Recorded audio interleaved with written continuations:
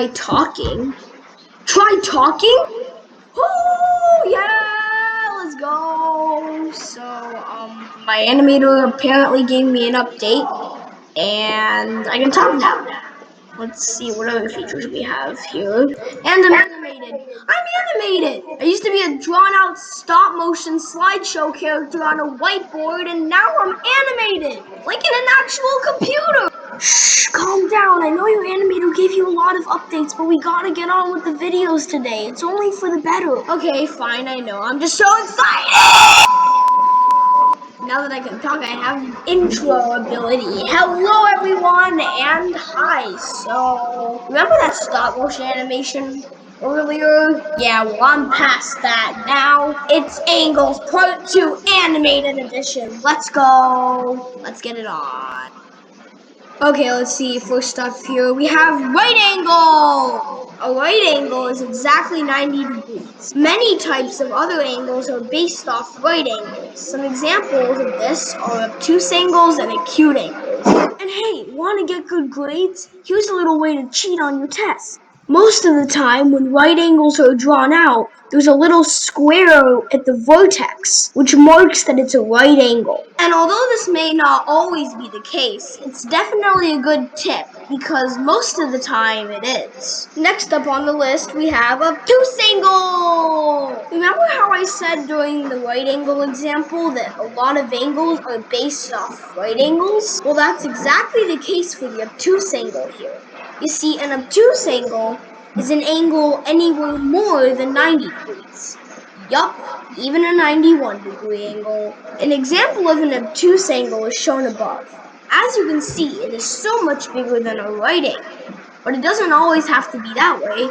As long as it's more than 90 degrees, it's classified as obtuse. Yup, even 91, or 90.0000001. As long as it's above 90, it's an obtuse angle. You may have also noticed that instead of a square at the vertex, there's a semicircle type shape at the vertex. This is because you only find vertex squares on the right angles, and exclusively the right angles. You will never find a squared vertex anywhere else on any other angle. Even reflex and straight angles, which we'll get into in a bit. Next up on the list, we have acute little angle. Well, that's at least what I like to call it. The actual name of the angle is an acute angle. I mean, you can't blame me though, right? I got really close. An acute angle is an angle that is less than 90 degrees. Yup, even 89.9999999999999 degrees.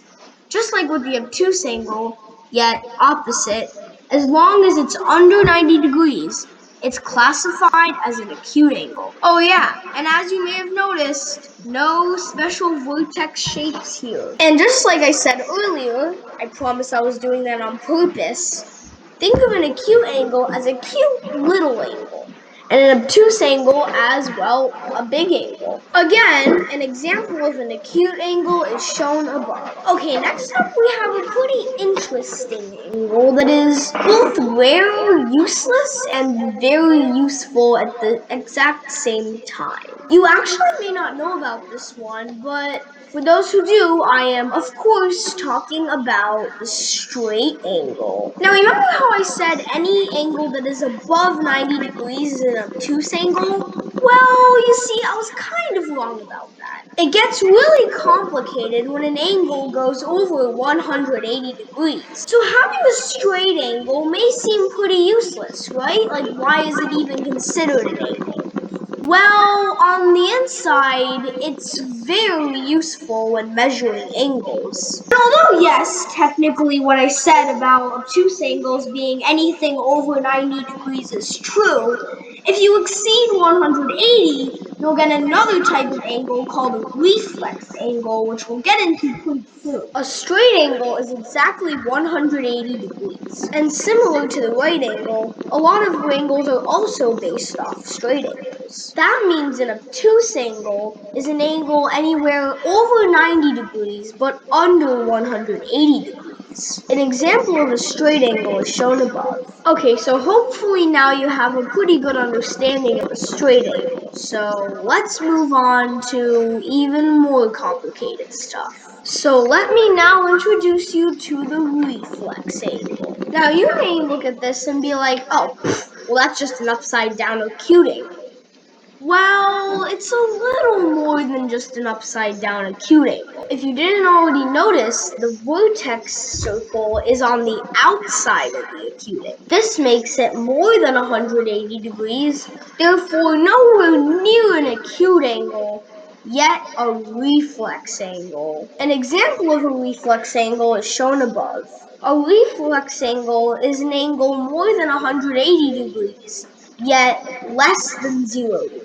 And I'm kind of sorry for you, Reflex Angle, because that's really all I have to say about it. So what happens when a reflex angle gets so big it loops all the way around to the beginning? Then you get an angle unofficially named a circle. It looks like this. Now, I said it was unofficially named because, well, exactly that. It's unofficially named. So you can call it a circle, or a 360 angle, or a full angle, whatever you really want. And you may have noticed that this angle was not featured in my stop motion animation, and that was because, well, some people may consider this not even an angle. It's kind of just a 0 degree starting point. So it's not really an angle, but I just had to feature it. Anyways, guys, that's all for today. I really hope you enjoyed my short little animation I made. And don't forget to like and favorite for more. This was kind of rushed, so it wasn't really the best thing ever, but it's pretty good in my opinion. And if you are watching this on my YouTube channel, I really recommend you like and sub. And with that out of the way, goodbye everyone. See you next time.